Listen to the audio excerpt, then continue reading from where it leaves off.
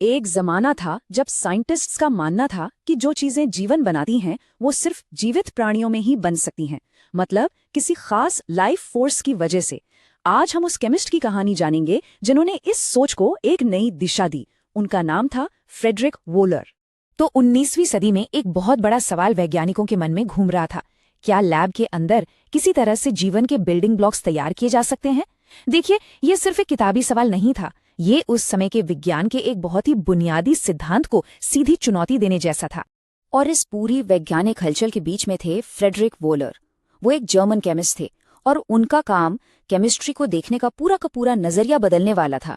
Volar 1800 से 1882 तक रहे और देखिए, वो कोई आम साइंटिस्ट नहीं थे। उन्होंने केमिस्ट्री की दो बिल्कुल अलग अलग शाखाओं, इनऑर्गेनिक और ऑर्गेनिक केमिस्ट्री, दोनों में ही महारत हासिल की और दोनों पर अपनी एक गहरी छाप छोड़ी। तो चलिए थोड़ा सा पीछे चलते हैं और देखते हैं कि वोलर ने अपना सफर शुरू कैसे किया। इसकी शुरुआत हुई थी तत्वों की दुनिया में की गई कुछ बहुत ही जरूरी खोजों से।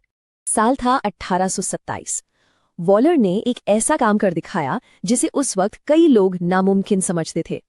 उन्होंने एल्यूमिनियम को, जिसे आज हम फॉयल और बर्तनों में देखते हैं, पहली बार उसके एकदम शुद्ध रूप में अलग किया। सोचिए, ये एक ऐसी कामयाबी थी जो आगे चलकर इंडस्ट्री के लिए बहुत अहम साबित हुई। और वो यहीं पर नहीं रुके। ठीक अगले ही साल 1828 में उन्होंने एक और एलिमेंट बेरिलियम को अलग करके अपनी काबिलियत फिर से साबित की। अब धीरे धीरे वोलर की पहचान एक ऐसे केमिस्ट के तौर पर बन रही थी जो एलिमेंट्स के राज खोल सकता था। साल 1828 वोलर के लिए कमाल का साल था। मतलब बेरिलियम तो था ही, उसी साल उन्होंने यट्रियम को भी आइसोलेट किया। एक ही साल में दो नए एलिमेंट्स को अलग करना, ये वाकई एक बहुत बड़ी उपलब्धि थी। पर उनकी जिज्ञासा यहीं खत्म नहीं होती थी। उन्होंने सिलिकॉन और बोरॉन के क्रिस्टल बनाए, सिलीन जैसा कंपाउंड तैयार किया और यहाँ तक कि कैल्शियम कार्बाइड बनाने का एक नया तरीका भी विकसित किया। उनका काम सच में बहुत फैला हुआ था। और अब हम आते हैं उस पल पर जो फ्रेडरिक वोलर की पहचान बन गया। एक ऐसा एक्सपेरिमेंट जो इतना बड़ा था कि उसने केमिस्ट्री की एक पूरी नई ब्रांच को जन्म दिया, यानी ऑर्गेनिक केमिस्ट्री। अच्छा, इस कामयाबी को समझने के लिए हमें उस समय के एक मशहूर साइंटिफिक आइडिया को समझना होगा। इसे कहते थे जीव शक्ति सिद्धांत या वाइटलिज्म। इसके हिसाब से एक तरह की रहस्यमयी जीवन शक्ति होती है जो सिर्फ पेड़ पौधों और जानवरों में ही होती है, और ये माना जाता था कि इस शक्ति के बिना जीवन बनाने वाले ऑर्गेनिक कंपाउंड्स लैब में बनाए ही नहीं जा सकते। और फिर उसी शानदार साल 1828 में वॉलर ने कुछ ऐसा किया जिसने सबको चौंका दिया। अपनी लैब में उन्होंने पूरी तरह से निर्जीव यानी इनऑर्गेनिक केमिकल्स से एक ऑर्गेनिक कंपाउंड बना डाला।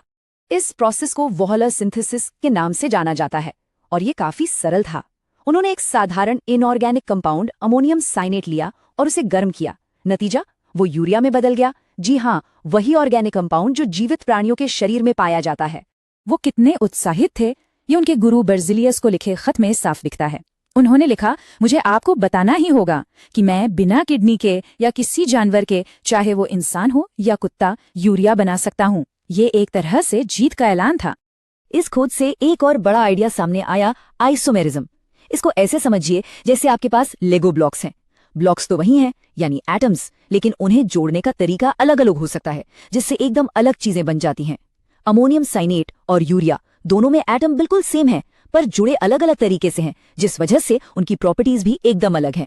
हाँ, एक बात साफ कर दूं, वॉलर के इस एक्सपेरिमेंट ने वाइटलिज्म को रातों रात खत्म नहीं कर दिया, लेकिन हाँ, उसने उस सिद्धांत की दीवार में एक बहुत बड़ी दरार डाल दी।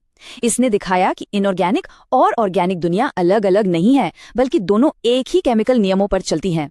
इसने संभावनाओं का एक बिल्कुल नया दरवाजा खोल दिया था। लेकिन वोलर की विरासत सिर्फ उनके लैब एक्सपेरिमेंट्स तक ही सीमित नहीं है।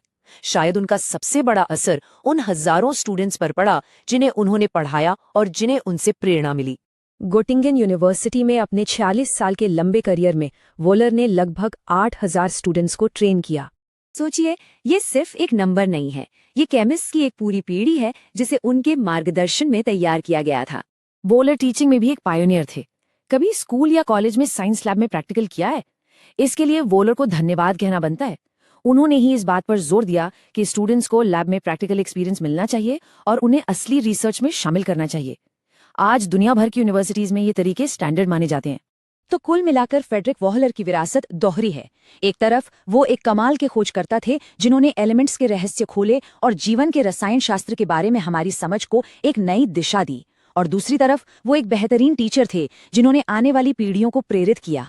वोलर की कहानी हमें एक बहुत जरूरी बात याद दिलाती है। जो चीज आज नामुमकिन लगती है वो कल की एक बड़ी खोज हो सकती है। तो ये सोचना दिलचस्प है कि आज विज्ञान में ऐसी कौन सी असंभव सी लगने वाली बात है जो भविष्य में टूट सकती है, और कौन होगा वो अगला वोलर जो ऐसा कर दिखाएगा।